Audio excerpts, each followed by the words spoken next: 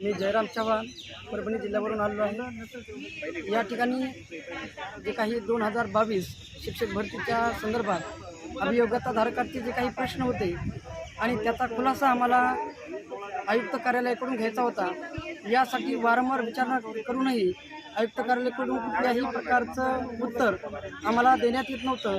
परंतु आम आदमी पार्टीच्या शीतल कांडलकर मॅडम यांच्या सहकार्यानं आम्ही आज प्रत्यक्ष शिक्षण आयुक्त कार्यालयामध्ये भेट दिली आणि आयुक्तांना प्रत्यक्ष प्रश्न विचारण्याचा आम्हाला संधी मिळाली।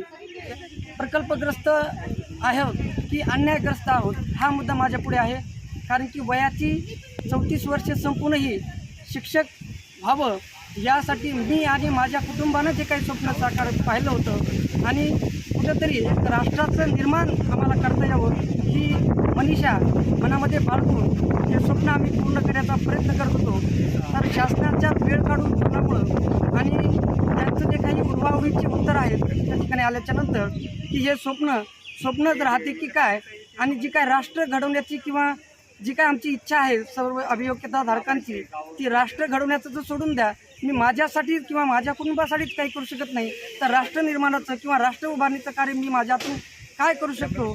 शासनाने हा वेळ काढूपणा न करता आमचं नव्हे तर राष्ट्राचंही नुकसान करू नये, जेणेकरून जिल्हा परिषद शाळांचा जो काही आज आपण निकृष्ट दर्जा असं त्याला म्हणू शकतो जो ढासळत आहे आणि परिणामस्वरूप पालक आपल्या विद्यार्थ्यांना जे काही खाजगी शाळा आहेत ज्याचे भरपूर प्रमाणात फीस भरून दाखल करत आहेत आणि त्यामुळे जिल्हा परिषद किंवा सर्वसामान्य जी काही जनता आहे ती मात्र शिक्षणाच्या खऱ्या अधिकारापासून वंचित राहत आहे। आणि शेवटी म्हणावंसं असं वाटतं की कुठे नेऊन ठेवला आहे महाराष्ट्र माझा आणि या महाराष्ट्राला कोणतरी कैवारी आहे का, तर याचं आम्हाला थोडक्यात सध्या तरी आम आदमी पार्टी हा त्याचं उत्तर देऊ शकेल असं आशा आमच्या मनामध्ये निर्माण झाली आहे।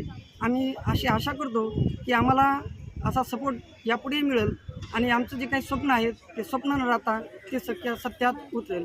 धन्यवाद।